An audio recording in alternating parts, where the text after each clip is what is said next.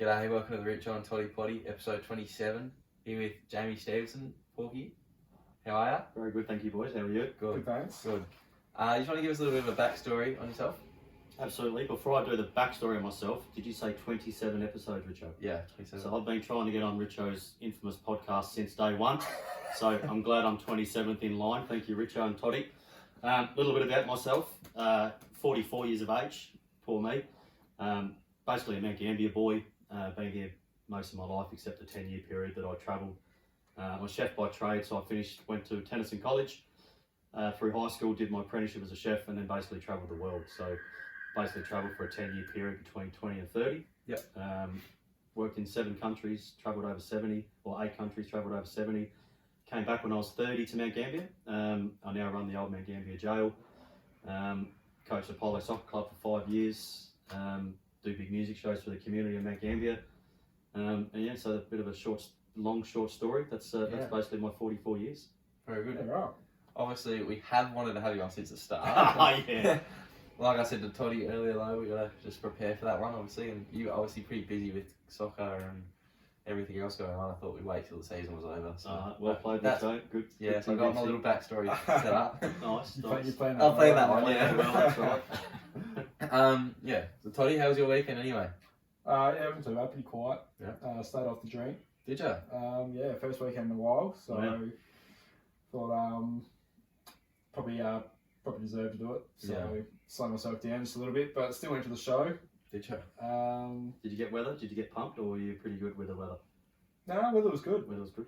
I actually went Friday real warm, wore jeans and got those Birkenstocks that are enclosed on the end. Ended up with a pool of sweat like at the end of them, and then decided I'll go down the beach, and then started pissing down. I was like, yeah, righto. Went back to the show later. Weather was good, and yeah, went Saturday night again. It was fine. So ended up walking out with six prizes. Wow. And all the seckies weren't real happy with us. So What were the prizes, Toddy? What did you win? won a sloth. I won a sloth. On the clowns? Is that one of the easiest No. ones for you? No, Oh, on the the hoop shooting on the hoops. basketball. Oh, hello. Yeah. Shooting hoops. Got it on the rigged rims. Nice. Then I had a couple other mates who won. I think they won 2 each. You know, yeah. I had to try and fit them all in my car afterwards, and yeah, struggled there. Nice. But no, it was good. Like, didn't have high expectations for it, but it was actually pretty good. Yeah, nice. And they reckon it was like 40, the most rides in 40 years or something. Yeah. Was it That's anything what I heard. different, or you? I didn't go. Oh, you didn't go. Well, I've been in 4 or 5 years myself, so I don't know. I thought it was pretty good. Yeah. Like, I don't really have anything to compare it to, so Nice. yeah. And Yeah. to win on the rigged basketball, that's pretty good. Yeah, that was. That's even better. Yeah, no, I was pretty excited about that actually. Yeah, So yeah. What about you, mate? Nah, not much. Just cricket. Got through the first game with shit, Touch that's right. TV. We played cricket, didn't we? Yeah, got a bit of that done. We we went alright, I guess. Pretty good for a makeshift team, and got that out of the way. Hello, Capitan as well. Yeah, first game as Nice. captain. First Yeah, game as that's captain. right. Well done, Richo. Yeah, we're learning with that. It's a lot different to any other sport. You got to sort of pretty much run the joint, so You do. setting fields and stuff like that. But yeah, comes with time, I guess. So first one out of the way, bit of nerves out of the way as well. So Good to go now. good to go now. Yeah, but yeah, did that and then pretty chill weekend after that because, like you said, I think we've had 3 or 4 weekends in a row, pretty big ones. So thought we'd keep quiet on Saturday night. Nice. Fair enough, I would have thought. Yeah. Did you get up to much porks? Mate, I took the kids down the shack. They wanted to go to the show. Yep. But good way to get them out of it is Yeah, take drive them down to the to- shack. Take it somewhere else, yeah. So yeah, took them down there for the weekend and had a nice chilled weekend, Yep. which was good. As you were saying before, coaching and having a business, it's pretty tough to get a couple of days to yourself. So any chance you get, you try to take. Yeah, just a bit of downtime. Bit of downtime. I reckon we'll just run into some questions straight up. I reckon we'll just get straight in them. Straight Alright. up. These Porky's questions? These are or- Porky's questions. Porky's yeah. questions. And then we'll go into some Instagram questions after that. Fuck yeah, it's far away. Okay. Alright. Just give us a bit of a background on how you got into soccer and just a soccer background, I guess. Soccer background. Okay. For those of you who don't know why I'm called Porky, my dad gave me that nickname when I was young. So I had a bit of puppy fat. So I started soccer. My dad was a trainer. He was training for the Pioneers, a lot of the big footy teams south around the region, Congarong. He was pretty well known back in the day for his training skills as a trainer. So Con and Jimmy Panagopoulos, which were old Greek stalwarts of the club. My brother, they said to my dad, why don't you get your two boys down to soccer? And little Porky went down with his older brother. The first training, John, we'd never touched the soccer ball. I was 5, John was 7. John was straight away gifted, and Jimmy and Con said, he's playing, and Dad said, oh, what about little Porky? And they said, he goes all right too. So that's how I first started, at 5 years old. And then I basically just worked through the ranks. So right back then it was under 11s, now it's under 12s, etc. But started through the ranks, basically captained every grade right up until seniors. Played West Adelaide Sharks for a little bit as well in Adelaide before I went overseas. And obviously I was part of the one of the best teams, they say one of the best teams in the local league history. 96, 97 going back-to-back A grade. So I was probably before these boys were born. So that was a big part of Apollo, that we only won 3 premierships in its lifetime. I was part of 2. And then I basically went overseas from there for 10 years, and then when I came back, I went back to Apollo. And as Richo was known, he was also captain of my 17s team that went through undefeated. And so because of that, I got a bit of a taste of coaching. So I sort of thought it was time to try to take that next step from 17s into senior ranks. And I've coached the seniors for the last 4 years, and this year the women as well. So bit of a long period with soccer, but I just love it. Even when I was overseas, you know, I've been at Anfield, I've been, you know, Old Trafford, I've been at New Camp, I've been, you know, watched a lot of games around the world. I went to the Brazil World Cup with my father and brother, so soccer was just part of me. It was interesting at school because I went to tennis in college, and back then everything was footy. So I was called Wog Boy, even though I wasn't Italian or Greek. I just had a soccer ball under my arm the whole time. So even though I was state soccer, cricket and basketball, but soccer was my main sport. So basketball was my favourite, but soccer was always that sport that it was the world game. And I just love the feel of it and the passion for it. And that's probably, I'm a very passionate person. So to be part of soccer, to give that passion back and to take it on, you know, I really enjoy that part of soccer, and that is why it is the world game. So that's my sort of soccer career in the background. Nice. Did you play it overseas? I did actually. I played for a couple of teams in England on a Sunday morning kick around. That would have been an experience, wouldn't it? Absolutely, because the difference with, I guess, Mount Gambier League, there's no leagues around it. So when you lose a player, or players go to uni, or players leave, it's very hard. You can't just replace a player. Sunday morning amateur league in England, you've got 5 or 6 of the team that are older blokes that were former guns. So even though it's a crappy amateur league on a Sunday morning, it was a lot better standard it was in the Mount Gambier League here now. So I played a fair bit overseas, a bit of muck around, kick around. So I always had a ball around my feet. Every time I went to a big, you know, all around Europe, I had the soccer ball with me. So wherever I was, in front of churches, in front of cathedrals, in front of castles, I'd always have a soccer ball. Loved it. Do you want to talk about a little bit about your travels as well? So you obviously said you left when you were 20. Where'd you head off to, and what was the reasoning behind leaving? I guess I was a bit of a, it's funny to say black sheep in my family, because my brother Crazy Johnny was always a bit more black than me. But from when I was a young boy, all I could think about was the world. I think differently to a lot of people in Mount Gambier. So from a young age, all I wanted to do was travel, see the world from my own eyes. So I don't believe in taking photos. You know, you look at people at festivals now, and half the people aren't even watching it. They've got their phone up in the. For me, no one can take what I've seen out of my own eyes. I'm the only one that can see that. It doesn't matter about photos and what other people think. Some people come home from travelling and say, look at my photos, look at my photos. Everyone cares for the first week. They don't give a shit after that. So for me, it's about what I wanted to see. So I saved from when I was a young boy, and once I left, so I finished my apprenticeship. As soon as I finished my apprenticeship, before travelling overseas, I wanted to get a bit of experience. So I went to the Mount Buller, worked in the only 5-star resort in any snowfield in Australia. As soon as I did the winter season, I then moved to Noosa for the summer with my mates, around just before 21. And then that gave me the confidence of being places, because going to the snow in Noosa, you could be in the overseas, because they're just magical places. So I wanted to get a bit of a feel what it was like in Australia.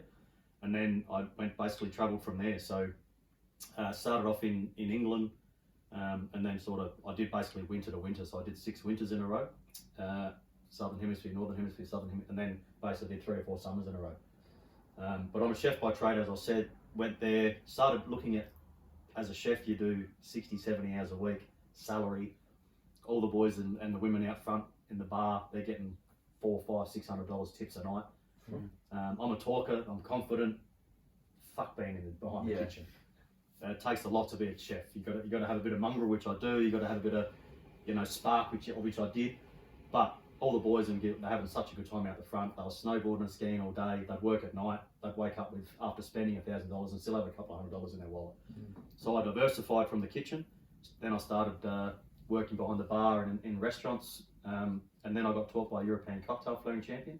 And then I got taught by a French sommelier. So then I started running bars and restaurants around the world. And then that sort of got me my experience and my knowledge of hospitality and tourism. So as I said, I've worked in 8 countries, travelled over 70. And then basically at 30, I sort of had that moment of like, oh shit, I turned 30, I literally owned 2 snowboards. All my friends were starting to get girlfriends and marriage and houses and fucking animals and cars. I was never into any of that. But I guess when I came home from overseas, I sort of thought, well, maybe it's time to try to settle a little bit. So I moved to Melbourne. When easy transition from hospitality is sales, because hospitality and tourism pretty much is sales in its own right. So I sort of didn't want to do hospitality anymore. So I worked for a global financial company, communication company, selling WebEx, audio conferencing. Did really well with that, moved to Queensland, started up an office in there. And then I came home to Mount Gambier to take on the old jail. And since last 12 years, I've sort of had the old jail. And with my experience as all ranges, all facets of hospitality and tourism, it was a perfect place for me to take on. Because then it's my visions, my plan. My wife, Melissa, she's also a Mount Gambier girl, or Allendale girl. I came home for a wedding, bumped into her. Weekend of talking, she moved to Queensland with me within a month. And then basically she said to me she wouldn't mind going back to Mount Gambier. I say to her, fuck no. I've worked in these amazing restaurants all around the world, these amazing bars all around the world. No offence to anyone working in a pub, I didn't want to go back to pouring a pint in a local pub. So I basically said to her at the time, unless it's a ridiculous opportunity, I'm not going home. Literally a week later, a friend of mine rang up that I hadn't seen for 4 or 5 years. Porky, it's Scotty. Scotty, what are you doing? Is everything all right? Yeah, mate, the jail's empty. What fucking jail? He goes, dude, don't you remember? And I was like, remember what? And he goes, before I went overseas the first time, I was drunk with all my mates, as you do, have a big farewell party. And my parents live up near the Blue Lake on Marnie Avenue. So I used to ride my bike down Will Street, and I always used to look at the jail. And I used to think when I was a young fella, well, that'd be a cool venue one day to do something with. But when I got really drunk with my mates, which I forgot about, I was, boys, that fucking jail. Well, I'm going to run that one day. And they're all going, Porky, shut up, idiot. I forgot about it. Absolutely forgot about it. So when Scotty rang me, he was obviously remembered it, because it was advertised in Mount Gambier saying the jail was empty, what do they want to do? So he rang me. I was like, what are you talking about, you dickhead? And then once he told me about getting in the pub with the boys, I just had that light bulb moment. So, fuck, that's right, I remember. Wow, what about it? He goes, it's empty, Porks. It's got your name all over it. So I got off the phone, said to Melissa, babe, last week you said you wanted to, yes, don't tease me, Jamie, I know we can't go back. I said, we're going back. She said, what do you mean we're going back? She said, we're going to run an old prison. She looked at me, she said, what the fuck are you smoking? We're going to what? And I was like, we're going to run a prison. And she was like, are you serious? I'm like, yep. So I flew down, met with council, negotiated back and forth, put my visions across. A month later we moved into the jail, 1st of October 2010, have been there since. Alright. Obviously, so what was in it before you? What was in it before you got that? It was a prison from 1866 to 1995. It's funny because a lot of people go to a jail and think it's scary, it's ghostly. Being a small town prison, it could only hold 30, 40 prisoners. So, of course, in the 1800s, you had your convicts and your bush rangers. So you did have your nasty cats.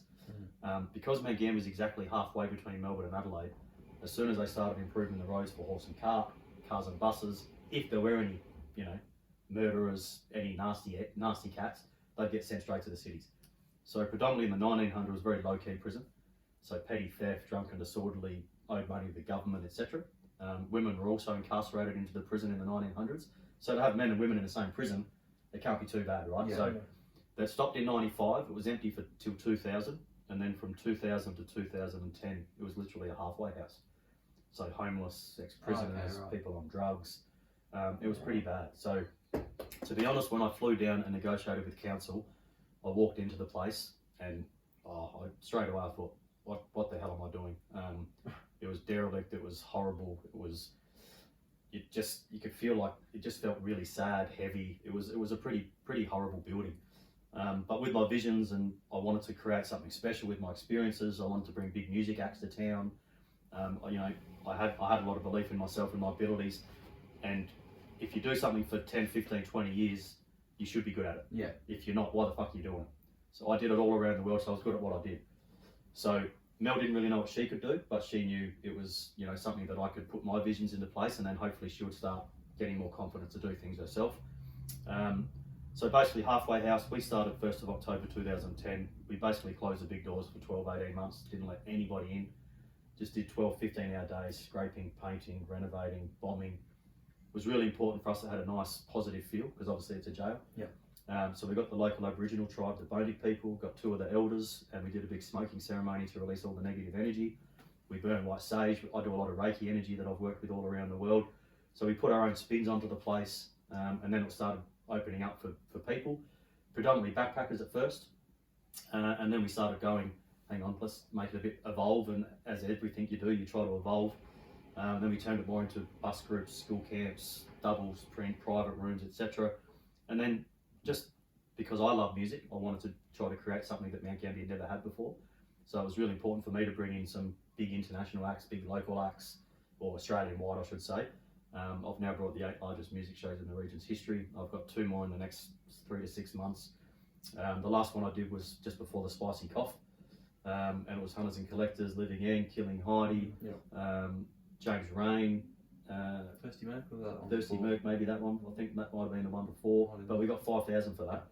So for a population of 25,000, to have 5,000 people is awesome. Yeah, and it brings $1 million, $1.5 million into the community, because every pub, club, cafe, restaurant, hotel, motel, the whole town is packed. So it's a really fun day.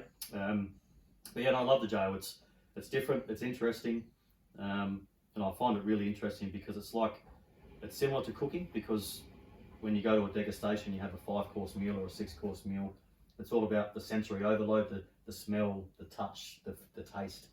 A jail is very similar. It's not so much the taste and the smell, but it's awareness of being in an old jail. So being 150 years, yes, it's low key, but it still had its bad eggs, right? So it still had its history.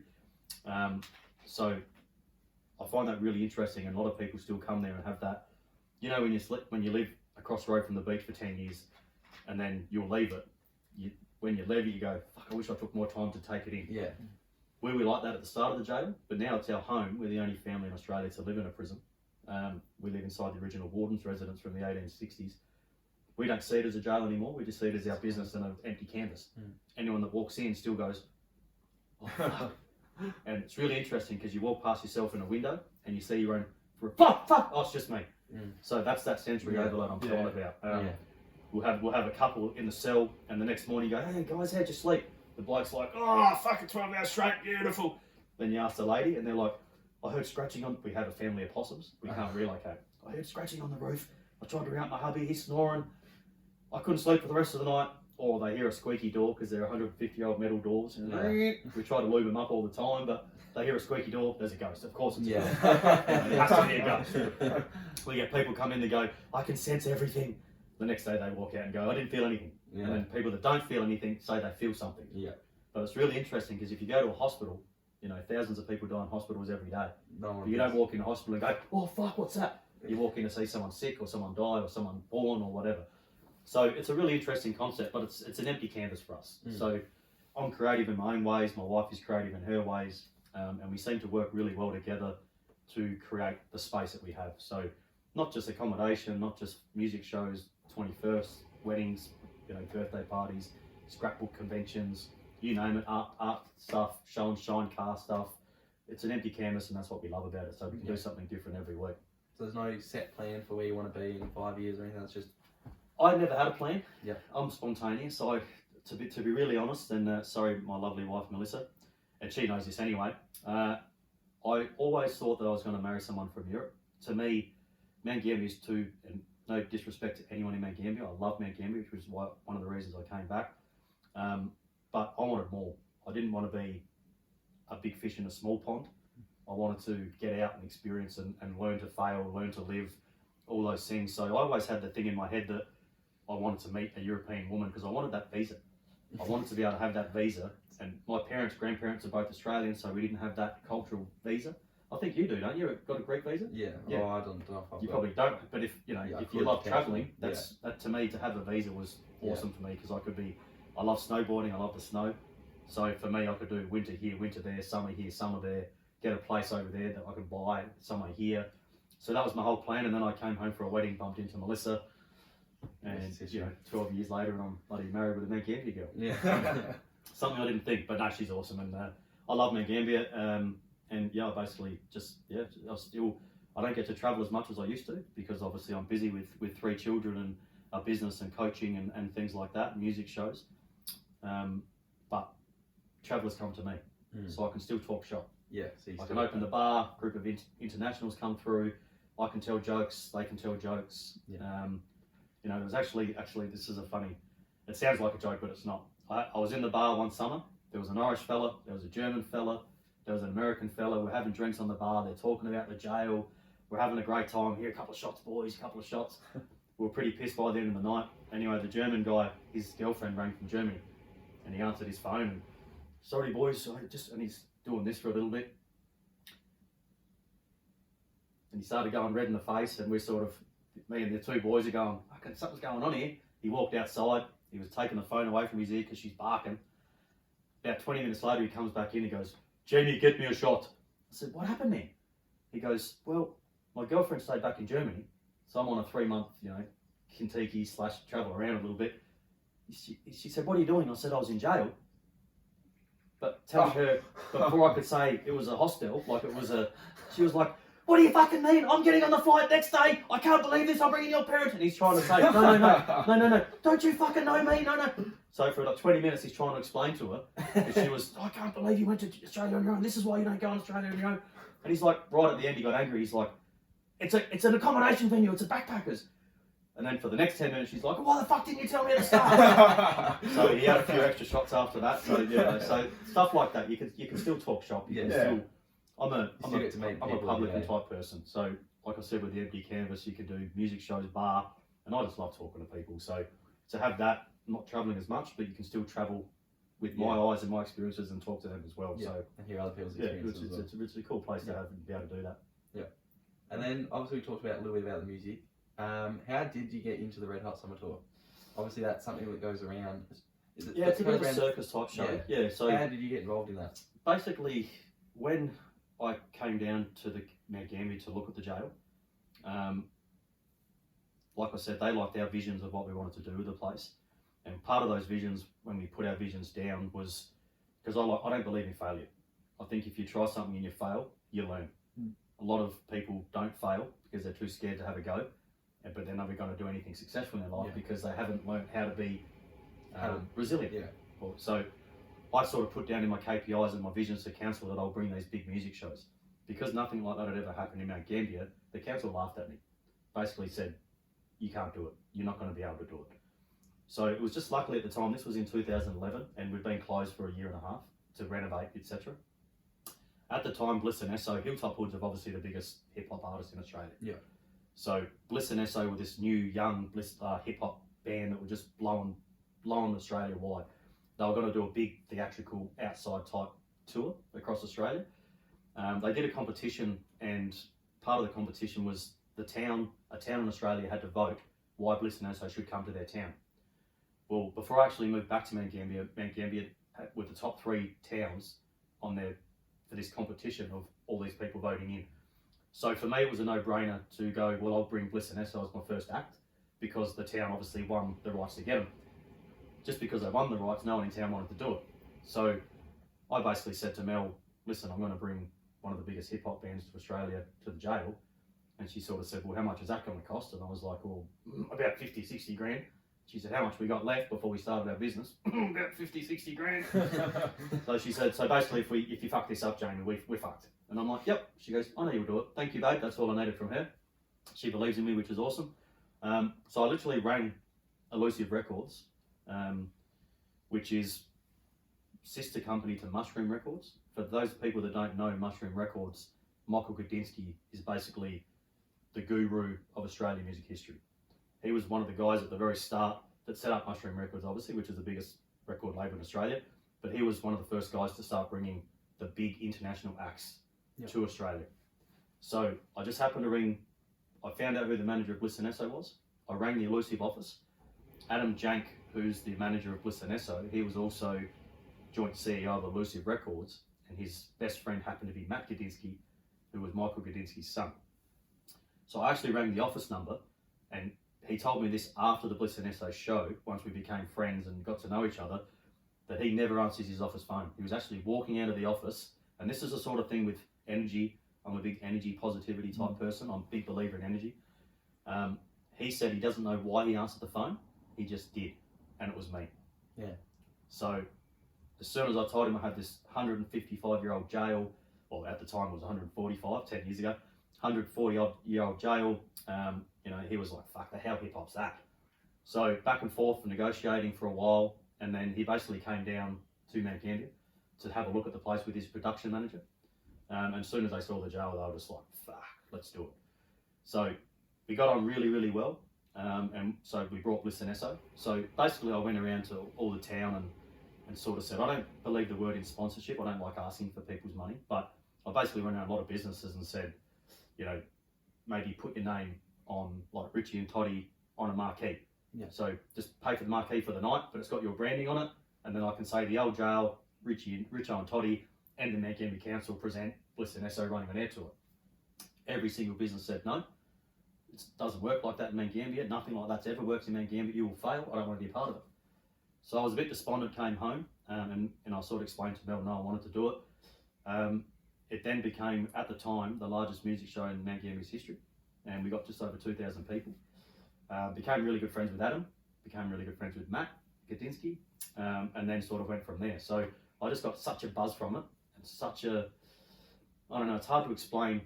And I'm not a starstruck person because people are people. Like I said before, if you've done something for 15, 20 years, you should be good at it. Artists are no different. Just because they're an artist of 20 years or 10 years or 15 years doesn't mean they're nice people or whatever. So the fact that I became good friends with Bliss and Esso, I really enjoyed the show. Hilltop Hoods, because they are #1 hip hop band in Australian history, and they're Adelaide, so South Australia boys. Their manager Randall and Matt, they contacted me about 2 weeks after Bliss and Esso, but I was still high on energy, like, wow, that was awesome. I brought Bliss and Esso, can you believe it?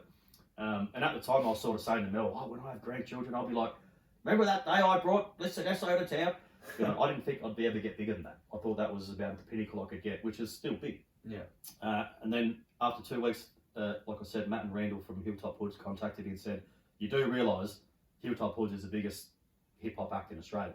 And I was like, of course, boys, you're one of my favourite bands. I've listened to you all around the world when I'm travelling, big band for me.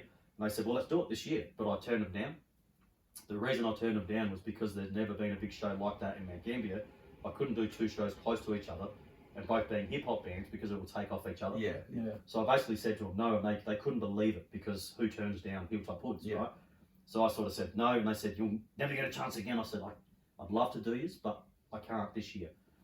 So anyway, they sort of hung up and left. Xavier Rudd was one of my favourite Australian artists. Yeah. For those of you who don't know Xavier Rudd, heaps of different instruments, didgeridoos. He's really got special connection to Australia and the land and energy, etc. So he played in 2012. That was my second act. After Xavier Rudd, Hilltop Hoods rang me back in 2013 and said, righto, you said no to us 2 years ago before they even finished their conversation. I was like, let's fucking do it. So Hilltop Hoods came in 2013. We got 2,000 for them. And then Xavier Rudd loved it so much the first time he played straight after that. And then basically Dwayne McDonald, who's the promoter of Red Hot Summer Tour, he was looking at venues regional. So they were like a big circus, and they wanted to do regional, so it's getting away from the cities. But it gives small towns and stuff an opportunity to see these great artists. So he sort of came down to Mount Gambier looking at venues, and I contacted him. Probably spoke to him for 12, 18 months, just back and forth, negotiating, going. My wife probably thought I was having an affair because I'd be going to Ballarat, Melbourne to see him, wouldn't tell her why. Now, the reason I didn't tell her why, because her birthday's on the January 18. Okay. And John Stevens, she thinks he's absolutely hot from Noiseworks. Yeah. That was one of her favourite bands. And after Hilltop and Bliss and Esso and Xavier, because they're not her cup of tea, she sort of said, Jamie, it'd be nice if you brought something that I like. And I was like, well, what do you like? Well, John Stevens was a bit of a rock, Noiseworks and all these bands. I said, okay. So I didn't want to tell her, I wanted to surprise her. So we did the actual show of Jimmy Barnes, the very first one, back and forth with Dwayne. Finally, when you do a big circus show like that, it has to be worth their while. So he said you had to guarantee 3,000 people. Well, how do you guarantee you're going to get 3,000 people in a show like that's never really happened before? Yeah. So you got to look at the demographics of the region. You got to look at the age group. So Mount Gambier, for example, you boys, you finished high school, you want to go to uni, you go to uni. There's not a lot of opportunities for university here. Unless you got a trade, you'll leave Mount Gambier. So the demographic of our region is basically, 35, 40 up, because a lot of young people leave unless they've got trades. So I knew the demographic of the region. I knew out of the 65,000 people in the Limestone Coast, 3/4 of them were bloody old. Yeah. So something like Jimmy Barnes, something like Icehouse, something like Daryl Braithwaite, James Rain, Screaming Jets, The Angels, Noiseworks, bands like that, I knew that would get that number. So Dwayne needed me to convince him why I could get 3,000 people. So I broke it all down and said the region, etc. So finally he was okay with it. I told him that we'd do it on the Sunday, the 18th of January, which was Mel's birthday. And my wife still didn't know that I was even bringing the show. And then her sister-in-law contacted her when I announced it. And she rang up Mel and she said, "Oh my fucking God, are you kidding me? You've got Jimmy Barnes coming." And she's like, "No, I don't, Cassie. What are you talking about?" Noiseworks and she's naming all these bands, and Mel's going, "What are you talking about? What, Cassie?" And she's like, "It's everywhere. It's all over the media, everything." So Mel comes back to me and says, "Jamie," I was like, "Yeah, surprise." So John Stevens and Jimmy Barnes actually said happy birthday to her on the day. So Nice. it was a bit of a special thing for her to get it in. Yeah. And then we got 3,000 people for the first one. So we got about just over 3,000. So Dwayne was happy. Just got there. So Dwayne was happy, but obviously because we've been talking to each other for a year to 2 years, he trusted me, I trusted him, because you got to build that. There's so many sharks, not just in the music industry, but every industry. So you just got to be wary of those sharks. And luckily for me, Adam Jank, when we became friends, he taught me in the industry. So basically after Bliss and Nessa, he said, "Right, I could have fucked you on this, I could have stuffed you on that." I didn't, because I liked the way you were trying to do things. So he taught me how to educate myself to be able to go to these sharks, so to speak, And to negotiate, to make sure that I'm okay, make sure they're okay. So that sort of helped me. But because Jimmy Barnes, we got over 3, we did it the year after, and then basically we did it 5 years in a row. Yeah. So everyone, Hunters and Collectors, Icehouse, John Farnham, even had Susie Quattro, American Internationals guru back in the day. So it just became a bit of a yearly event on the calendar for Mount Gambier, not just Mount Gambier, for people around. So I went from just over 3,000. Each year it sort of grew 400 or 500. Madam's the longest serving venue in Australia for the Red Hot Summer Tour. That was the first initial. They've done 11, and this is our 6th for next year. Yeah, so we're the second biggest venue outside, well, not the biggest venue, but the second most shows in one venue out of anywhere in Australia. So once me and Dwayne became friends, he knew he could trust me. He knows that I can set up the whole setup myself, so he doesn't have to come down to have to do that. And that's a big thing for him, because he might do a show the day before. They all drive overnight, set up the next day. It's crazy, what they have to do to get a vent. It's flat out. So he could trust me, knowing that I could do these shows without him having to be there, and we just became mates from there. So 5 or 6 years of Red Hot Summer Tour. So going from thinking I wasn't going to get any bigger than Bliss and Esso, now I've actually got, and next year in March long weekend, Paul Kelly, to me, he's probably, in my opinion, the best singer-songwriter in Australian history.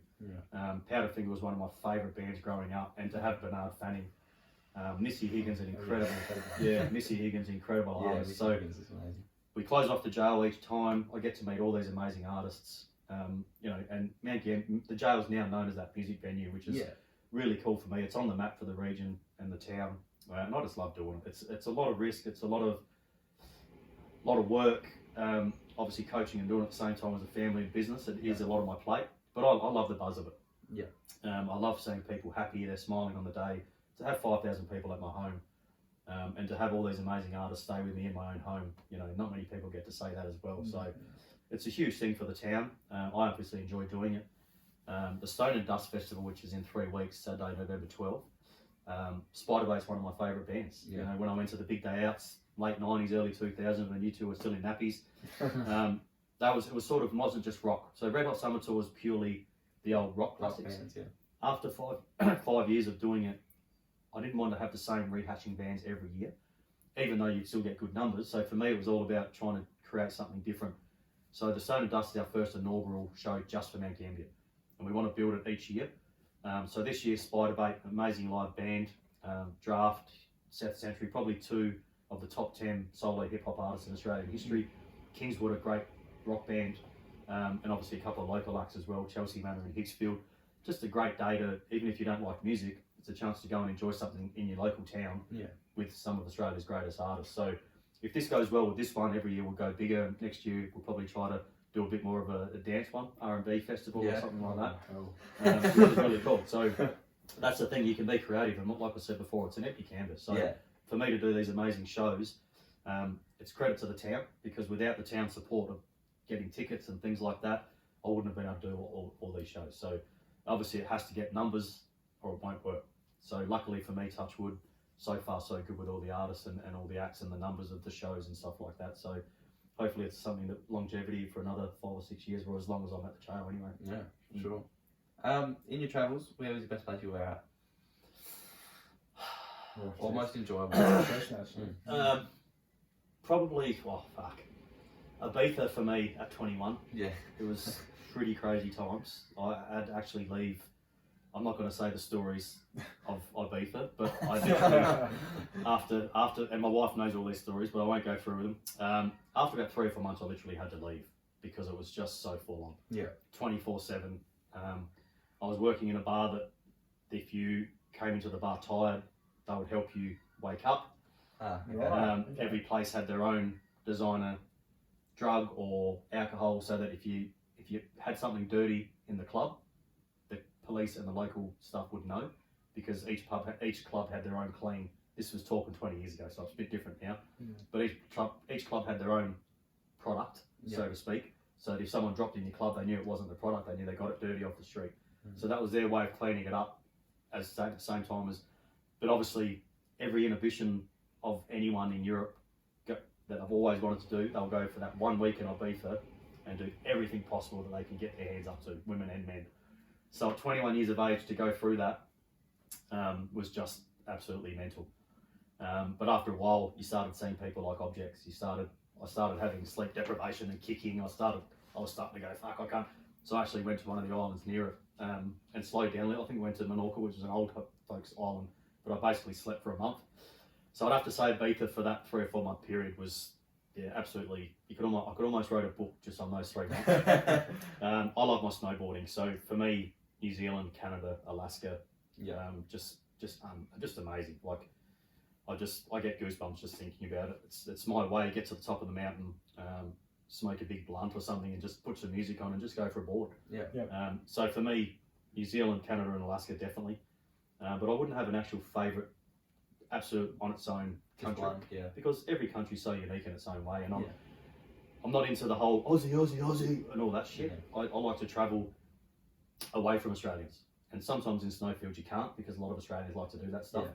But I kept away from the Australian pubs in England. I kept away, so things that I'd sort of do, like I hitched around Eastern Europe with a friend and just thumb out. Basically went through the whole of Eastern Europe. Didn't meet one Aussie. Some places I went to, Slovenia, Slovakia, never know what Aussies I'd be going in with an Aussie hat, thongs, board shorts.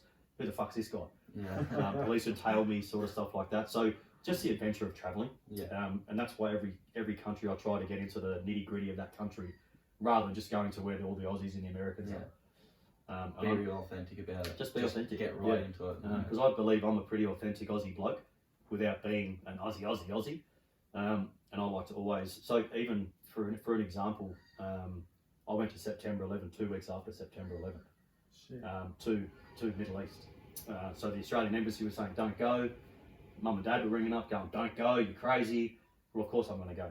But what they don't realise when you go to countries like that after something like that, so in Egypt, Syria, Lebanon, Jordan, all those places, for example, you go to the pyramids any other time of the week, there's thousands of people there. You get rushed through, you don't get a time. There was no one. And when we walk down the streets in Egypt or Lebanon or Jordan, and families are actually pulling you into their homes because it's not them. It's like, terrorists are terrorists, but it doesn't mean the people are them.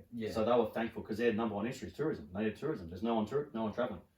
So when I went, I had convoys, police or security behind me with machine guns, with one day at one of the ruins with my soccer ball, like I said before, I was kicking a soccer ball with a mate.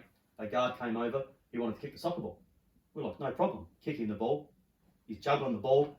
His fucking machine gun's going up and down, but he didn't take it off. And we're like, have the fucking soccer ball, man, have it. So things like that. So you get scared, but you get used to them convoying because that's what you had to do at the time. Yeah. But families were going into our home, and we'd go into the family's home, and there'd be 20 people living in a room this size, all living on top of each other. But it was just amazing experiences. So not so much a country as far as a place, or it's the experience of the people. Yeah. And as a talker and as a person that understands and energy and stuff, for me that was more a thrill for me than actually going to a certain place or liking a certain country. It was more the experiences for me that sort of got me going to get my juices flowing. Yeah. Right. On your experiences, you sort of talked about it before to me. Reiki, is that something you learned on your travels? Yeah, absolutely. Actually, I learnt a little bit of Reiki before I started travelling, and that's what I was saying before. I don't know. I think everybody's got a gift, but people don't know or they can't work out what their gift is. Whether they don't want to because they're scared to change or believe in something. But I just knew at a young age that I had a certain gift. I always knew I had confidence. I always knew I had belief in myself, which is confidence. But I dated my Year 12 English teacher from at the end of the year. That she taught me a little bit of Reiki to very start with. Through the soccer club, I actually lied and said I was an apprentice when I wasn't. I was in Year 12 still.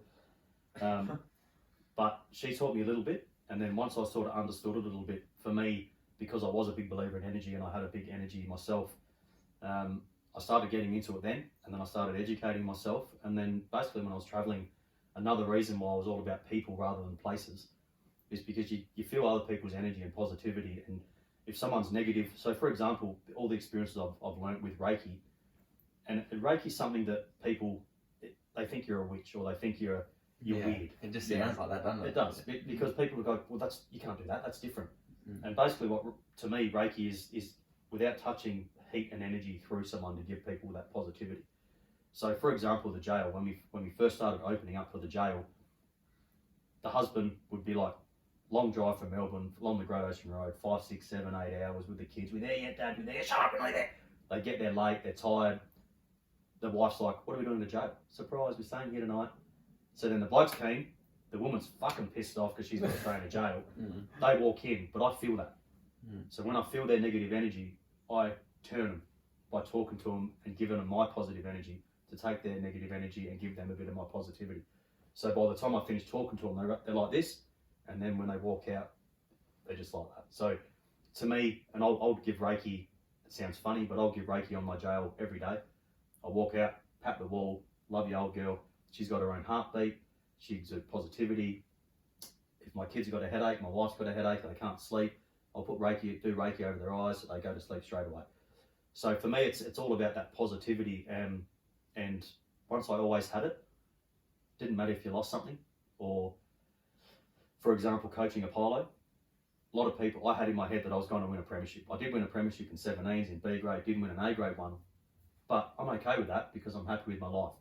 Some of the teams that we've been beaten by, everything's about winning that one game. I've travelled the world. I've got an amazing life. I've got amazing positivity. I've brought huge music artists. Yeah, it sucks to lose, but it's not about, you don't have to be a successful club just because you lose a grand final. You can still be successful with creating something in the club, getting that buzz. You boys, for example, you didn't win a final your whole junior career. Just getting that togetherness and the positivity together, and it takes a special group to get that. But that's working on people like yourself to get you that captain opportunity and working with younger people, and that's all that. That's Reiki. That's just positive all the time. So to do that and to create that, that's basically how I sort of came about doing it and putting it into my everyday life with other people. Yeah, nice. Talking about soccer again, back into it. Obviously weren't coaching for a while there and decided to coach in 2018. That was obviously our premiership year. What was your reasoning behind coming back to coach?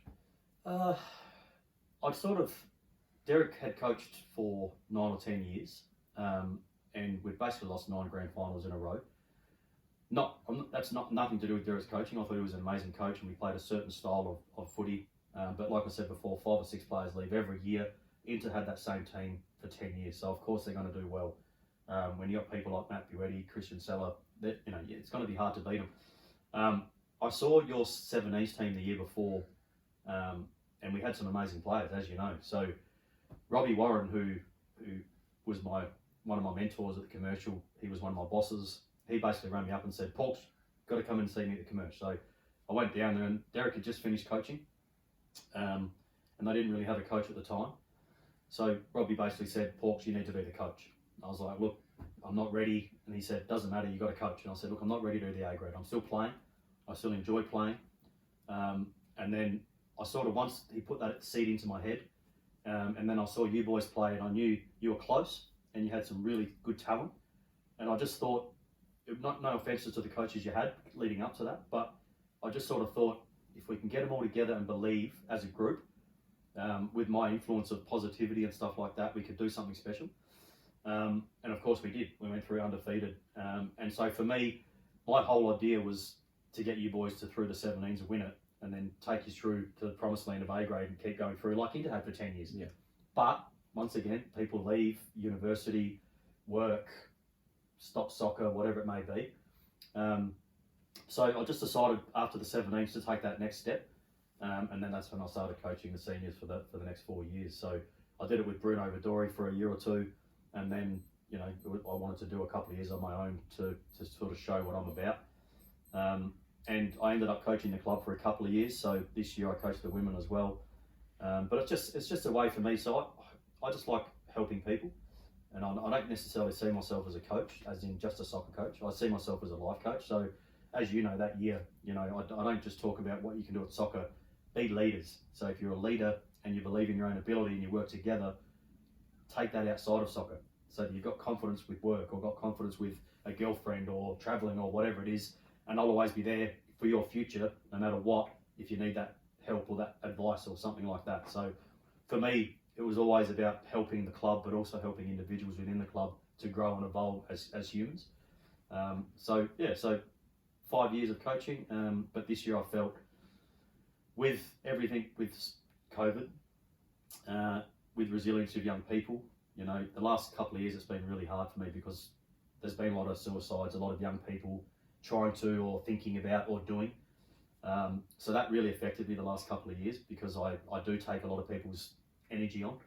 And I found that really hard. And then obviously with COVID and it being a really difficult period for everybody in the world, I just sort of started wearing me down. Not so much the enjoyment of soccer, because I still love it, but just trying to help people that don't want to be helped and don't have that resilience. I found it really hard. And with the women coaching as well, having that totally different demographic to men and being able to deal with both, I realised this year that being a coach I wish I was just a soccer coach.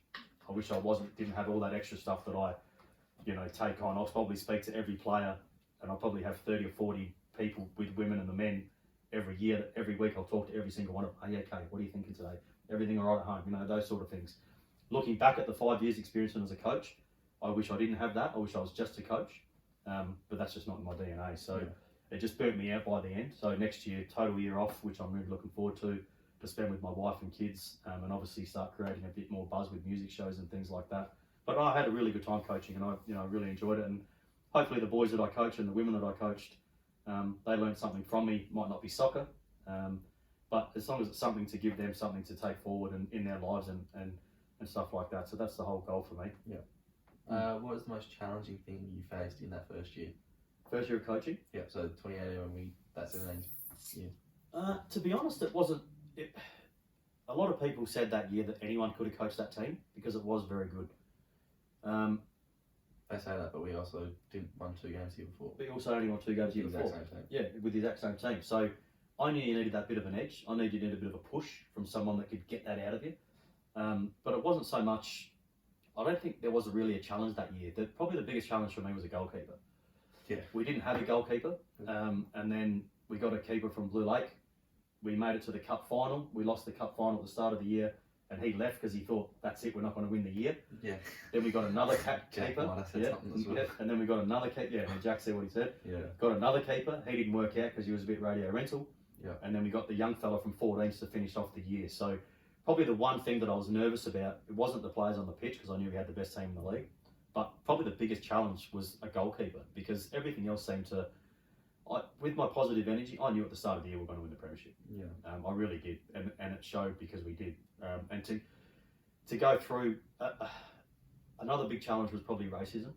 Yeah, We had a couple of African boys in our team, and I found that really hard. Like a lot of, and it doesn't matter which club or who said what, but there was a certain day that we went down to 10 men, and we were 3-0 down at half time. Racism occurred in the game, and it was actually funny because the boy that came off because of the racism, so he got a red card. He came off, had to leave, but I had another African boy in my team, and the referee thought the African boy was the same guy. Yeah. Now to me that's racism straight away. That's double whammy. So that was a challenge because at half time we got 10 men, 3-0 down, and so I got the boys fired up at half time. We ended up winning that game, came back second half 6-5. 6-5. So that was an amazing day, not only to counteract racism, but to come from adversity to win it. That gave us the belief that doesn't matter what happens for the rest of the year, we're going to be right. So apart from the goalkeeper, that was probably my second biggest challenge for the year. But I'm a man manager, and like I said, I'm a big believer in a male doesn't have to be masculine by being a tough guy. I cry in front of my boys. So the week after the racism that happened, Tuesday night. I took everyone into the change rooms. As you know, Richo, you're the captain, so you're one of my leaders. And Tumaini, I spoke to Tumaini the week afterwards and sort of asked him if he has any incidences of racism. He walked everywhere. He was like me, put music on, walked with his ball. He told me before they had the meeting on the Tuesday night that he was walking and a van pulled up next to him with a heap of young white boys, and they just, you black fucker, when you fuck off, blah, blah, blah. So I sort of asked Tumaini, I couldn't believe it, in that game, really. So I sort of asked Tumaini if he could talk about that the same night we spoke about it. And I was obviously a bit upset. I wanted all you boys to see that it's okay to cry as a male. It's okay to talk about stuff as a male. And then when Tumaini told me his story to the rest of the crew, a lot of the boys had never experienced anything like that. They were shocked, like Harry and Jack, and a lot of them went, what? That happens to you every week? So things like that, that was really important for me. So talking about that leading up to that week, and then after we spoke about that bonds the team even more together. And then obviously my music shows, the whole team helped me that year with the music show. That bonded everyone together as well. So little things through the year that kept us that connection to then get us through that challenges. Pre-season camp as well. And then, what's that? The pre-season. The pre-season camp, absolutely. Also having a jail and having accommodation. Yeah. All the boys come and stay for a couple of days, and we did a camp. But just those bonding things and that connection and that camaraderie, that put us in good stead. And probably the reason we didn't win A-grade premierships, and I made 2 grand finals in the A-grade in my 4 years, there wasn't that same connection, that same bond. Whether you have multicultural groups, we have a lot of Karini boys, a lot of African boys, it's hard to get everyone together because they're all different cultures, different communities. But I felt it was important because we didn't have a lot of Greeks left in the club to create that cultural team. But that also came with its own obstacles because, like I said, it's hard to keep that team together. You're not going to all drink together, not going to do so. If we could keep that bonding team like we did with the 17s, I had absolutely no doubt we would have won an A-grade premiership. But those little things are small things, but different people, different lives, different situations. I couldn't quite get that same connection for that next 3 or 4 years, which is why we didn't win a premiership. Sure. I've got one last question for you before we move on to our Instagram ones. As a male, what do you think your advantages are in life? What advantages do you reckon just by being a male? This is a really interesting topic because one of the things about being an accountable male, because I'm always accountable. If I make a mistake, I'm the first one to put my hand up and say it's me because I'm an accountable male. I didn't actually realise that white privilege was a thing. I knew it was a thing for rich white people, etc. But my wife, she's a very educated woman. She educated me and made me aware that. So, for example, when we started the jail and we had meetings with council, they wouldn't talk to her. They wouldn't look at her. They'd just look at me. Now, people think because I do the music shows that I'm the only one that's made the business successful. Well, that's just absolutely not true. So without Melissa, I wouldn't have been able to have the jail in the first place. So she was getting me to understand in these meetings that the blokes would look at me and not her. And I'd be like, no. So the next meeting she'd say, take notice of it. So the next meeting, someone would say to her, look straight at me. And I'd be like, can you please answer my wife? She was the one that answered the question. So from then on, I started understanding, and she started educating me on being a male in society compared to a woman in society. And even though I'm not rich and my parents aren't rich, like I've got a lot of mates that have businesses because their parents died. My parents don't have a lot of money. It was all my hard work and savings to get what I got. So I didn't really understand that white privilege as much, but since I've met Melissa and we do a lot of cultural events at the jail, I now understand, because she's educated me in it, how different men is to every other, like, it's which sucks, because to me, women are, and that's why I coach the women this year, because it's totally a male-dominated society. Wages, living, everything. And I don't understand why that is, because women, without women, we wouldn't be creative. Women are the fucking pinnacle of the world. Yes, they can be painful, but we can as well. You know, so for me, being white privilege and understanding the male role, all the things I've got, even though it's through hard work and sweat, blood and tears and all the things that I've educated myself and done through my whole life, I've also had that advantage of being a white male. And I never knew that until I've had to jail. And it makes sense looking back at my whole life of going ahead. Maybe if I was African, maybe if I was Karini, maybe if I was Asian or something like that, I wouldn't have had the opportunities I had. So to me, I think there's a huge difference between male and female, not because I want it to be, because society depicts it. But I just think everything's even. I think women, probably if anything, women should be up above men.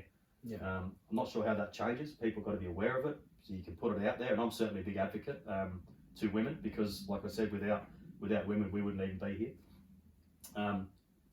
I think hopefully now the world with the COVID, people are starting to reassess and health checking what it should be.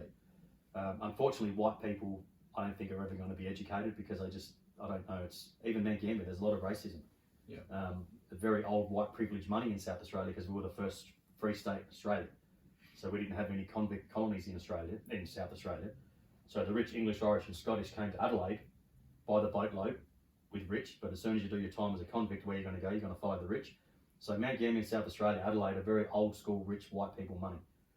Farmers, how'd they get their farms? They would have, not all farmers, but generational back then, it was the Aboriginal land. Yeah. How did they get it? White privilege, white power. We had guns, they didn't. So all those things, it's always been through that white, all the way back in the medieval English days, it's always been white power, and it's always been male. So I think hopefully with the more awareness starting to change, women like my wife are educating people like myself.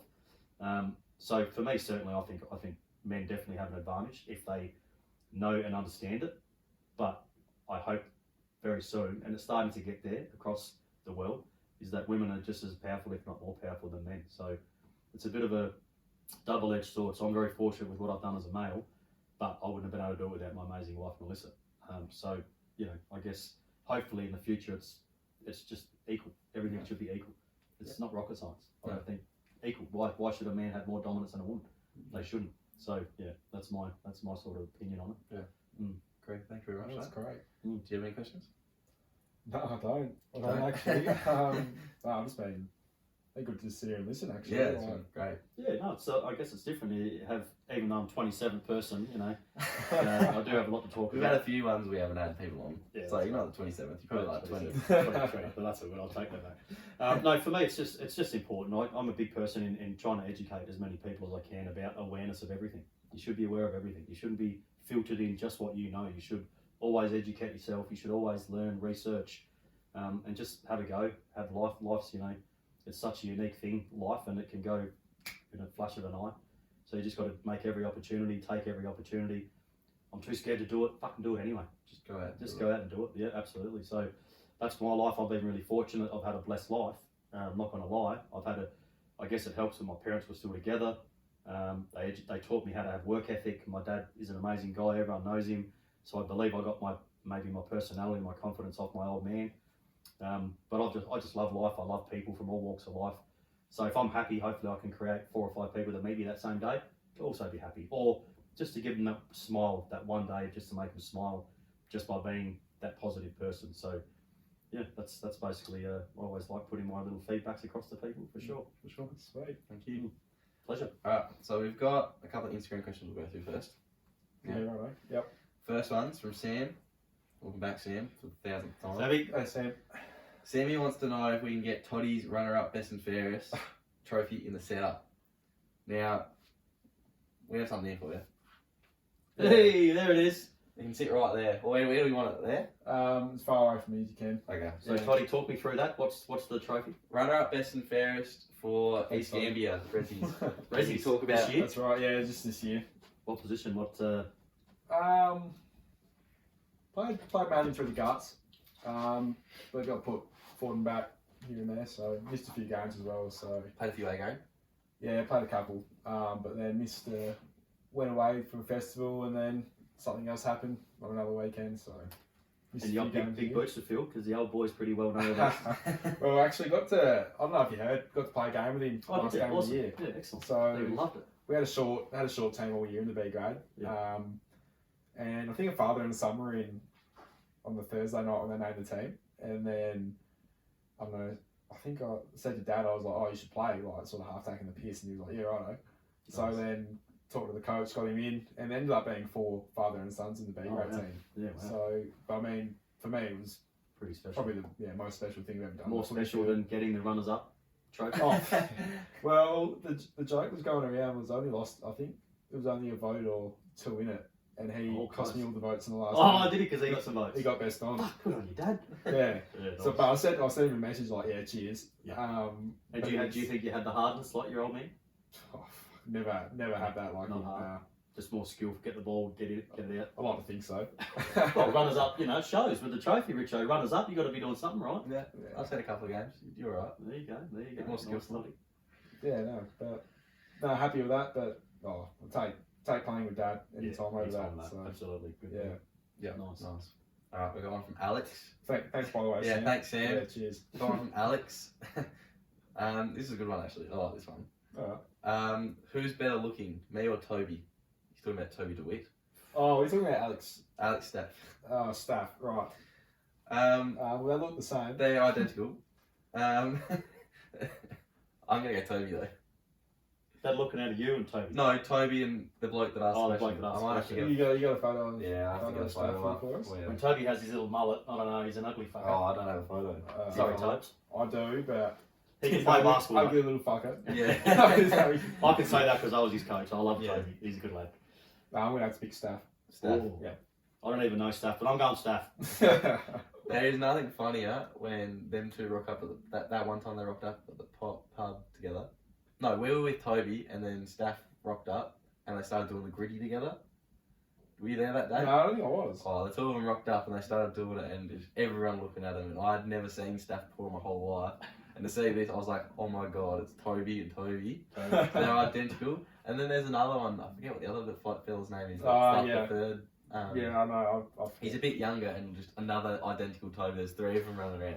Last bloke you want running around 3 of them. Exactly right. I reckon there was He's a handful. there was one Saturday night there where we ended up, I don't know, it was the Globe or the Max or something like that, and I was pretty glassy at the time, and I ended up and started talking to Staff, thinking it was Toby. I probably was talking to him for about 2 minutes before I realised it wasn't Toby. I'm like, oh shit.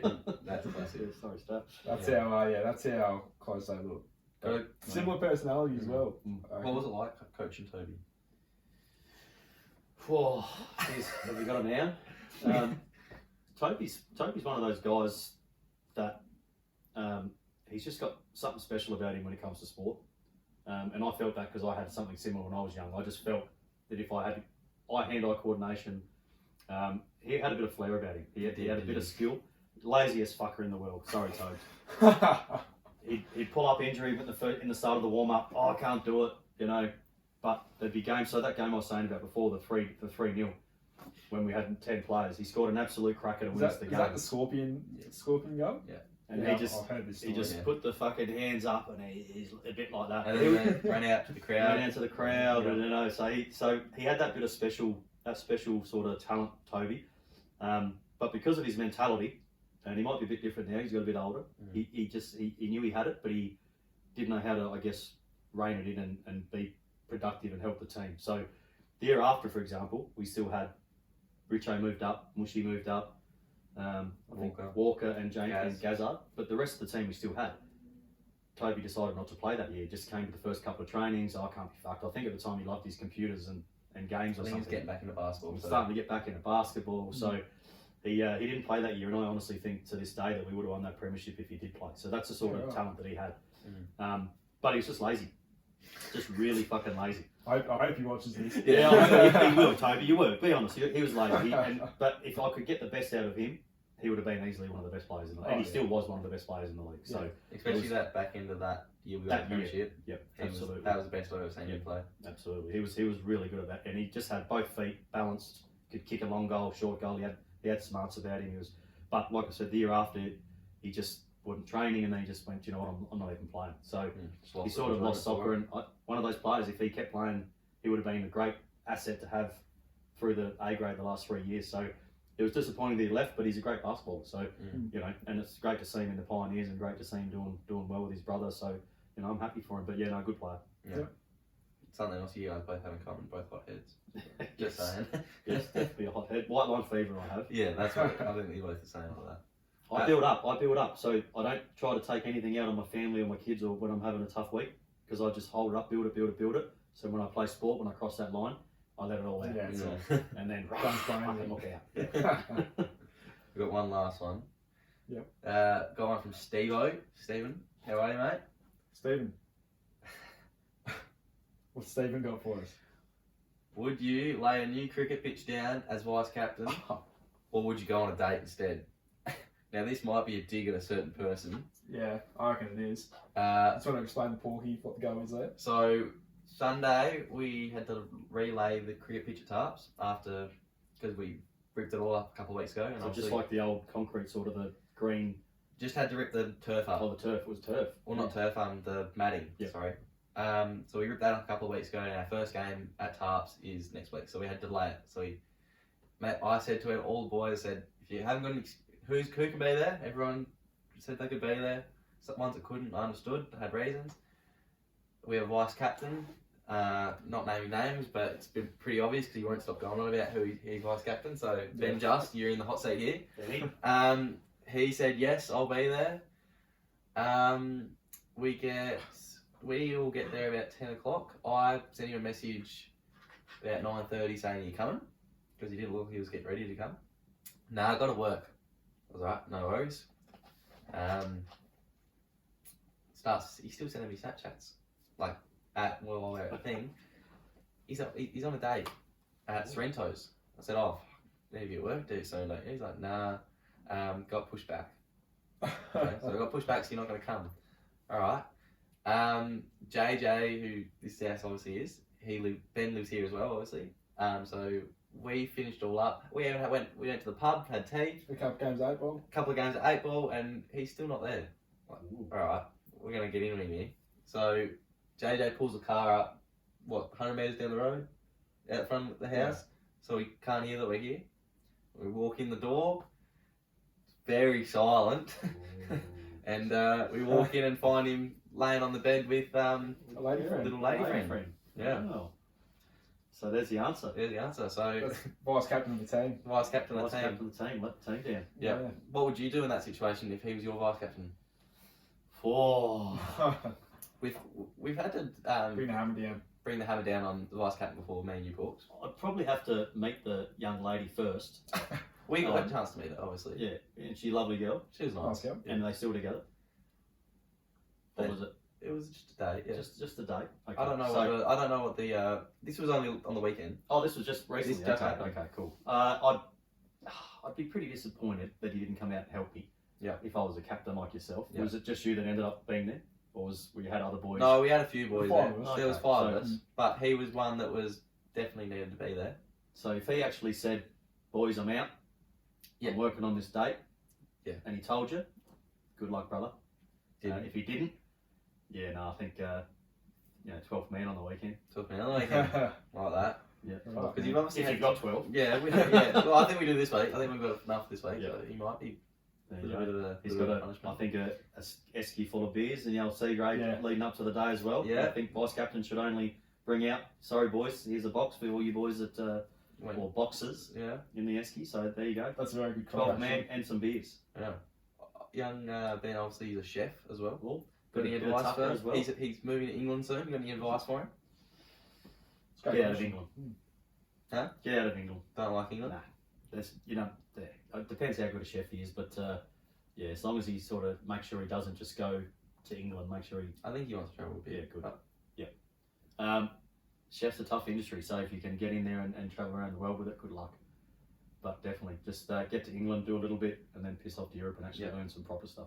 Is there a reason? If are you talking not England for the chefing side, like English food is pretty and like I said, Yeah. depends how good a chef he is. Yeah. If he just goes over and works in a pub or yeah, you know, it's just bangers and mash. It's Yorkshire puddings. It's all heavy type food. If he gets into a nice restaurant in England, that's obviously could be anywhere in the world with a nice restaurant. But the thing I love about England is that on its doorstep is Spain, France. Yeah. Beautiful country. So every chance I got, I reckon I went to Amsterdam like 10 times. yeah, Why? I'm not going to tell you why, but every time I had a weekend off, I hit the dam. Yeah. I'd go to Paris for a weekend just because. Yeah. So as long as he doesn't get caught, a lot of people get to England and they get caught there, and Yeah. then 2 years later they're still in England, and then they come home and they've done a Kentucky tour for 2 weeks, England for 18 months. Yeah. Fuck that. 3 months work in England, save some pound, travel Europe. When you run out of money, go back to England, work for 6 months, earn a bit more pound, travel Europe. So as long as you don't get stuck, but you'll definitely have a good time. yeah. So England wasn't one of your favourite ones over there? No, I didn't. I mean, I liked England because it was football. Yeah. I liked England because it's got a lot of history. It's one of those places you go to castles if you're into that sort of thing. But it's just really expensive, especially London. And a lot of Australians. So Oh, really? Yeah. South African, New Zealand, and Australians. Yeah. Yeah, right. So there's lots of walkabout pubs. There's lots of pubs that are Australian pubs. To me, you might as well be in Sydney, Melbourne, or Adelaide, or Yeah. Brisbane. Like a capital city, and they're all the same. So it's so expensive there. When you can go to Europe, that's right at your doorstep. But I guess with a visa, you can only get if he doesn't have an international visa or international parents or grandparents. England and South of Ireland's the only places you can go with a visa. Yeah. So maybe try to work under the table, bit of cash, whatever. But definitely recommend to get out of England when you can. But he might love England, but that's the thing, you get stuck there. Yeah. So you get a job, you get a place, it's expensive, and all of a sudden a year later you're still there and you haven't done anything. Yeah. And then you come home. Well, make the most of your opportunities when you do travel. For sure. A lot of people go and then they're home. Oh, I can't handle it, too expensive, miss my mum, miss my girlfriend, that'll all still be there. Yeah. Just go and experience not just England. Nice. So good luck. There you go, Benny. I know you'll love that. Cheers, Ben. Alright, that's all late Instagram questions. Song of the week? Song of the week. Song of the week? Sure. Okay. You got a song that you've been jamming out to this week? Just something that you've been... Actually, there's a new draft song that came out the other day. Tomorrow today. Tomorrow And I quite like it. It's just his lyrics, the way he writes, the way he talks about it. And once again, the Stone at Dust Festival, for me, it's a big day of awareness for mental health, suicide, depression, etc. That's as you've discussed today. Yeah. I'm pretty passionate about that. And Australian hip hop artists are different to American. Americans gun ho niggers shoot fucking shit. Hip hop Australian artists talk about everyday life. They talk about their own struggles, things like that. So that song just resonated with me, and it takes a bit to learn a song. Like you hear a song the first time and go, oh. Once you hear it 4 or 5 times, you go, oh fuck. But lyrically, Australian hip hop artists are very talented, and Draft, hence why he's playing at jail, he's got an amazing talent. So the song that came out, I just really like it because he's talking about the last few years, he's talking about things that have happened and with what's just happening in Australia at the moment, and just really clever, his wording and the way he's doing things. So I must admit, when I come into a show 2 or 3 weeks out, I start listening to the music and sort of going, wow, they're playing at my home. So at the moment, it's probably that song, Today, Tomorrow, Tomorrow, Today, whatever it's called. I've been listening to that since it came out the other day, so Yeah, nice. just to get myself fired up. What about you two boys? What do you... What's yours, Toddy? Song of the week? Probably got another popular one this week. I'm pretty basic, but Talk is Cheap by Chet Faker. Chet Faker. Yeah, Yes, Song. that one? Yeah, I have Chet Faker. He's an interesting Yep, character, Chet I've seen Faker. Chet Oh, yeah, his character, good. isn't Yeah, he? his character. Yeah. He's odd bloke, isn't He's a very Yeah, odd bloke. so he's got a good voice though. he? Yeah, great voice. Cracking voice. Yeah. He's Chet Faker 1 minute, then he's Nick Murphy, then he's Chet Faker If you could again. tattoo his Yeah, voice, he'd that's tattoo his right. voice. He's fucking tattooed everywhere in his whole freaking body. Yeah. He's definitely an interesting character, Chet. I like him. The individual's good. Yeah. Yeah, so Talk's cheap. Richo, what about you? Talk is Cheap. Talk's cheap. Mine's a bit of an odd one actually. Not my sort of music normally, but Scarlet by Holly Humblestone. Wow. Yeah. No idea. Holly Humblestone's Oh, from yeah. like England, and she's like massive Triple J, I guess. Yeah. I think she only really knew, but like I don't know, just got into it. Came up in my weekly discoveries and just sort of jammed to it since. So Yeah, right. really weird song for me to listen to. You're good for one of those little weekly discovery songs, aren't you? Yeah, most of mine are weekly discoveries. Actually, I don't know if I'm happy with that anymore. Oh, Yeah. can't change it. Oh, okay, well, I'm doing 2 then. Alright. Second one. So this is the one I've actually been flogging, especially today. Girl from North Country by Bob Dylan and Johnny Cash. Wow. That's really throwing it back. That's my sort It's of good that music. you're educated on old school music. Yeah, so Bob Dylan's one of my favourites. Is that from your parents, listening from your parents, or just something that you... Nah, I think that's where it started, like me getting into old music. So like, I wanted to listen to what my parents were listening to back in the day, and then it just went completely sideways. Yeah. Like got right into Oasis, obviously, then got into like the Beatles, and then like Fleetwood Mac, and then Bob Wow. Dylan. Yeah. Bob Dylan's one of my favourites. Amazing songwriter. Yeah, the best of all time, Of I'd all say. time, yep. Jimi Hendrix, stuff like that. Just Led Zeppelin. But yeah, this one I'd never heard this song before. Yeah, right. I think it came on like a TikTok or something, Yeah, right. and I was like, that sounds familiar, or something like that. No, I had heard it. I'd heard the version on the Free Walking Bob Dylan, like the real popular album, and didn't think anything of it. And then obviously heard the Johnny Cash version that they've got on it. That's just amazing. What does it? How does it resonate to you? What is it? It's just, I don't know, it's just a nice sad song, and So you like sad songs? I don't mind them, yeah. I just think it's very meaningful, and like you said with lyrics are massive for me. Yeah. Like, it's got to be very hit something different. I don't know. Well, the great Hit thing about hard. music, as you know, is it can every single good part and bad part of your life. Yeah. There's usually a song behind it. Yeah. So that's the amazing thing about music. Yeah. Just to have that, to resonate with something to how you feel, and every individual has a different thought pattern. Yeah. No one else knows what you're thinking in your own head with Yeah. your own voices. A certain song will resonate and either get you up, get you down, and everywhere in between. Yeah. So yeah, that's And that's awesome. definitely for me with music. Like, I love how a song can mean something to someone and something Something completely totally different to opposite to someone someone else. else. Especially when lyrics aren't. Sometimes lyrics nowadays, it's like, this is a love song, so it has to be a love It song. has to be love. Whereas, you know, it means anything to anyone. Totally different, yeah. Which is what I love about Bob Dylan and the Beatles and the Jam and stuff like that. Yep. So Yeah, nice. yeah, that's my Very song of the week. surprised, Rich. I didn't think you'd be educated in your music from back in the day. Well Love done. it all. Well done. So Nice. yeah, that's it. That's mine. Awesome. Perfect. I think that really Yeah. rounds us up on that. What do Yeah, you pretty think? much. We get Porky to ask us a question. Yeah. Question. Righto, boys. Do you So- think one? Yeah, I've got a question for you. Visions. So, obviously, I know Richo quite well. Toddy, I don't know you as well yet. You're both young cats in Mount Gambier, 2021. Mount Gambier boys your whole life, never left, They've always been here. Yeah. always been here. So, your vision of your next 5 years, where do you see yourself? Start with you, Toddy. Me first? Yeah. Currently working at Grant High School as an SSO. Cool. So that's like a short-term sort of thing. Why are you doing that, to help kids, or what was your reasoning to do? Yeah, probably mainly that. Like, I feel I was given a pretty good childhood, and I know a lot of kids and a lot of students that aren't given that sort of I don't know, opportunity that I've been given them that, and I think maybe a positive voice in their ear while they're at school, especially, could point them in the right direction. Maybe What's if they're happening heading the in wrong their way. stuff outside of school, so all you can do Yeah. is help them inside school. And so yeah, while I'm there, I can be that positive, Yep. that positive thing Awesome. to reflect on. But with the long-term goal of going to uni, being a teacher. Oh wow, so you want to be a So- teacher, huh? Cool. Yeah, so And back to Mount Gambier to teach, or no idea. any subject in particular? I'll probably just be PE. Yeah. I reckon. Love that. Nice. But yeah, I don't know. Just after that, I'll go to Adelaide for uni. No, I live up there for 4 or 5 years, something like that. And then after that, it's who knows. Yep. Maybe come back here. Maybe go somewhere else. Nice. I'm sure. Well, I could make up my mind now, but it'll be different in 3 or 4 years. So it That's doesn't even the matter. beauty of spontaneity. You just got to go what goes right at the time. That's right. Oh, good man. That's awesome. Richos? I really got a plan for 5 years, but in the next couple of years, obviously, you want to.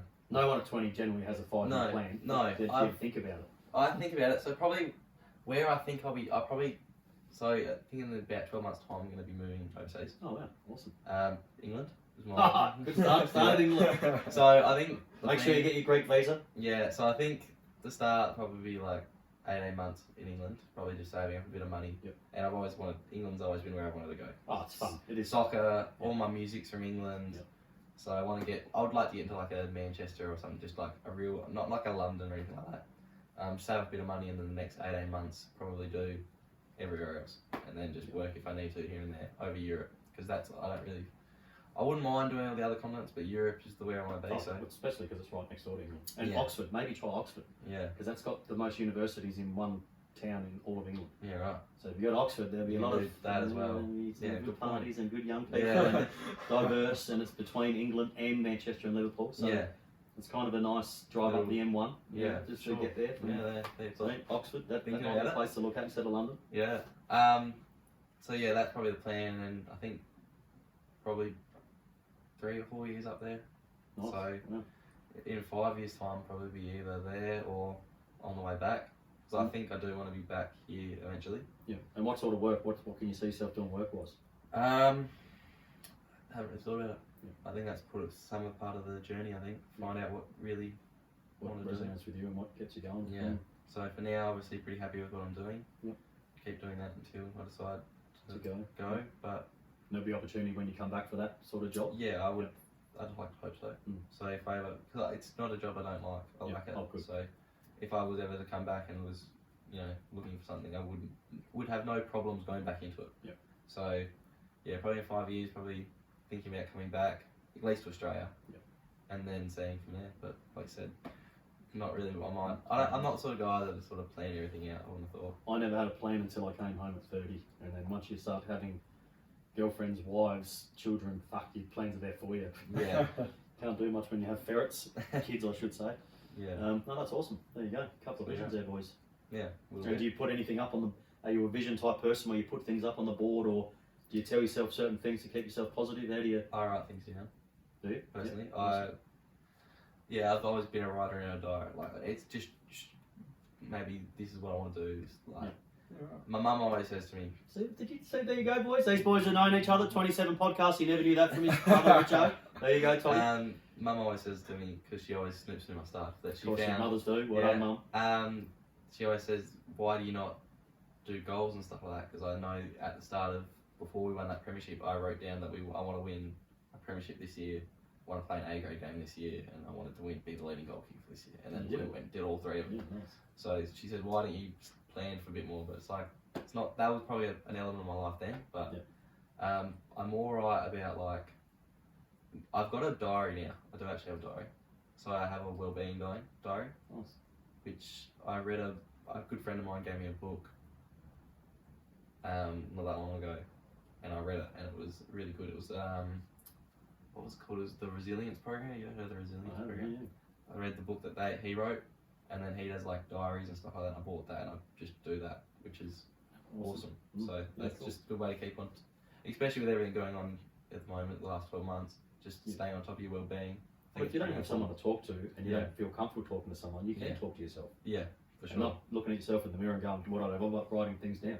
Yeah, Because it opens things up in your space in your brain, and then you start thinking about those things, and Yeah. it can change you from that. Not that you have negativity, but anyone, you start giving yourself that positivity of what you want to do, and put it out there. And so I have certain things in certain rooms that I walk in and see it, and then if you see it every day, and you start putting it out to the universe, it comes back at you. It really does. have said about the premierships you had above your bed. This year I want to win the women, men, and the reserves, and we lost all three. Yeah. But the fact that you got them there, and the fact Yeah. that you push them, and like I said, doesn't mean necessarily success. My women, they were second bottom last year.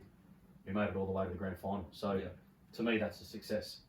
So even though I had that on my board, above my room, above my bed, I got pretty close. Two of them made grand finals, and our A grade were the best team in the league, but we just brain farted in the semi final. Girls were pretty unlucky. Which is pretty unlucky. We With probably, that. but those things happen. And then the thing about life is you can put those things up and it doesn't happen, but then that's where your resilience comes in. Yeah. If it was just about those three things for me, I'd be still pissed off. Yeah. But it's not, because I have such a great life around that. Okay, I lost it, but I learned from why I lost it. But I can go the next day and concentrate on music shows and bring Draft and Spiderbait and Bernard Fanning and Paul Kelly. Yeah. So soccer's not the bees, alls and ends all. And if something doesn't happen, don't get upset about it, because the next day life changes and something else can happen. Something else. Just be open to everything. So no, that's awesome. Sure. So Toddy, you write anything? You put any? No, I don't. No? Don't actually. It's sort of just I'll talk to people if I need to. If I need to get rid of something, which is probably most things, I'll just tell someone. Yeah. Are you comfortable talking to anyone, or do you have certain people in your life? Oh, there's definitely certain people that I'd rather talk to. But I think over the last, Richo said over the last 12 months, there's been a lot going on. And I think absolutely. I've sort of like realised in myself that talking to people makes it so much all better. Yeah. Like rather than bottling it up and, I don't know, I guess People don't know how to get rid of it when you bottle it up. Yeah, It that's stays in right. you, yeah. Yeah. So yeah, all that, like things about energy you were saying, like all that energy that you put out is like less that's in your It's head in your at head. the time. Absolutely. So yeah, but no, I don't write anything down. Just probably talk about it, and that's usually just how I vent stuff. Nice. Mm. Nice one. Yeah, There you go. Thanks for coming on, Porky. So easy. Thank you, Richo. Really appreciate Well it. done, Toddy. Appreciate it. Might even Thank have you, to guys. get you back on one more time. Hey, I've got a lot to talk about. But yes, It's been a that pleasure, signs boys. off. Thank you. No, thank you. That's another week done. Yep. Nice long one, as per usual with Porky. 125. Ooh. You What was got- the record? 140, we reckon. Oh, no. We've got a couple more quick now. No, I'm happy with you'll be 125. back. I'll Yeah. be back. You will Nice. be back. You'll definitely be back. Alright, signing off with the Richo Toddy Poddy. All the best.